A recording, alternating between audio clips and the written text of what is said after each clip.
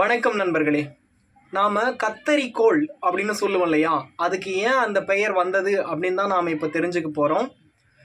கத்தரிக்கோல் இதை எப்படி பிரிக்கலாம் அப்படின்னு கேட்டிங்கன்னா, கற்றை கூட்டல் அரி, கற்றை கூட்டல் அரி, அந்த கற்றை அரி கத்தை அரி அப்படின்னு மாறுது. அந்த கத்தை அரி தான் கத்தரி அப்படின்னு மாறுது. இப்போது அதுக்கான பொருள் என்ன அப்படின்னு பார்க்கலாம். கற்றை அப்படின்னா என்ன பொருள் அப்படின்னு பார்க்கலாம். ஏதாவது ஒன்று பண்டலாக கட்டி வச்சுருப்பாங்க இல்லையா. இப்போது சான்றா நாம் இந்த கரும்பை பார்க்கலாம்.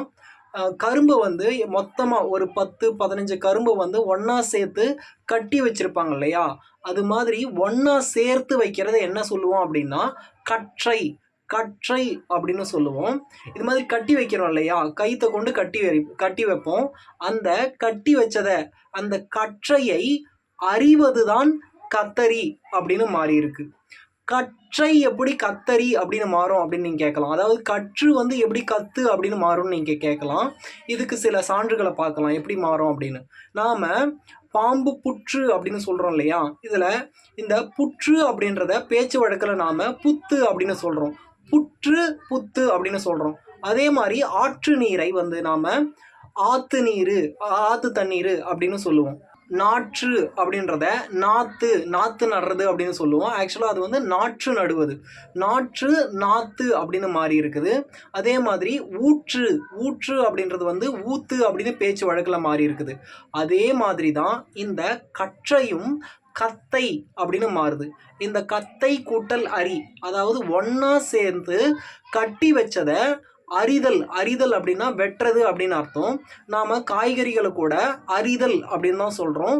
ஸோ ஒன்றா சேர்த்து கட்டி வச்சதை அரியறது தான் நாம் கத்தரி அப்படின்னு சொல்லுவோம். ஒன்றா சேர்ந்து கட்டி வச்சதை கற்றை அப்படின்னு சொல்லுவோம். அந்த கற்றை தான் கத்தை அப்படின்னு மாறுது. அந்த கத்தையை அறிவதனால தான் அதுக்கு வந்து கத்தரி அப்படின்ற பெயர் வந்திருக்கு. அந்த கற்றை தான் கட்டு அப்படின்னு கூட மாறுது. நாம் கட்டி வைக்கிறோம் அப்படின்னு சொல்கிறோம் இல்லையா, இந்த கட்டு அப்படின்ற சொல்லே வந்து முதல்ல எப்படி இருந்தது அப்படின்னா கற்று அப்படின்னு இருந்தது. அந்த கற்று தான் கட்டு அப்படின்னு மாறி இருக்கு.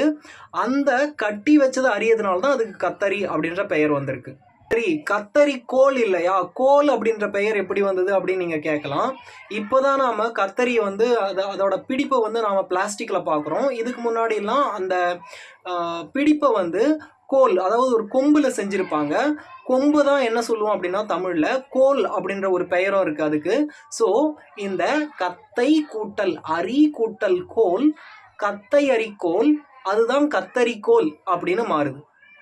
கயிறை கொண்டு தானே நாம் அதை கட்டுறோம். அந்த கயிறுக்கு ஏன் கயிறு அப்படின்ற பெயர் வந்தது அப்படின்னு கேட்டிங்கன்னா, அந்த கயிறை எப்படி பிரிக்கலாம் அப்படின்னு கேட்டிங்கன்னா, கை கூட்டல் இரு, கை கூட்டல் இரு தான் கயிறு அப்படின்னு மாறுது. நாம் அந்த கயித்தை என்ன பண்ணுவோம் அப்படின்னா, நம்ம கையை கொண்டு இருபுறமும் இருக்கும். அதனால தான் அந்த கை கூட்டல் இரு தான் கயிறு அப்படின்னு மாறுது. கற்றை அப்படின்னா செறிவாக இருத்தல், எல்லாம் ஒன்றா சேர்ந்து இருக்கிறத, கரும்பு வந்து மொத்தமாக ஒரு 10-20 கரும்பு வந்து ஒன்றா சேர்ந்து இருக்கிறத கற்றை அப்படின்னு சொல்கிறோம். அந்த கற்றை தான் கத்தைன்னு மாறுது. அந்த கத்தையை நாம் அறியறதுனால தான் அது கத்தரி அப்படின்னு மாறுது. அதுக்கு கோல் ஒரு பிடிப்பாக இருக்கிறதுனால அதுக்கு கத்தரி கோல் அப்படின்ற பெயர் வந்தது. நாம் கட்டுறோம் இல்லையா, அந்த கயிறுக்கு கை கூட்டல் இரு, அதுதான் கயிறு அப்படின்னு மாறுது. இப்போது கற்றை அப்படின்றதுக்கான பொருள் உங்களுக்கு இன்னும் எளிமையாக புரியணும் அப்படின்னா, நாம் பேச்சு வழக்கிலேயே இப்படி பேசுவோம். நோட்டு கத்த கத்தையாக வச்சுருக்கியா அப்படின்னு கேட்போம். கத்த கத்தையான்னா என்ன அர்த்தம்? இங்கே நோட்டு வந்து நிறைய செறிவாக வச்சுருக்கியா, நிறைய வச்சுருக்கியா, கத்த கத்தையாக வச்சுருக்கியா அப்படின்னு அர்த்தம். அதே மாதிரி தான் கரும்பும் கத்த கத்தையாக வச்சுருப்போம். அந்த கத்தையாக கட்டி வச்சது அறியறதுனால தான் அது கத்தரி. இந்த வீடியோ உங்களுக்கு பிடிச்சிருந்தது அப்படின்னா மறக்காமல் என்னோட சேனலுக்கு சப்ஸ்கிரைப் பண்ணுங்கள் ஃப்ரெண்ட்ஸ். நன்றி.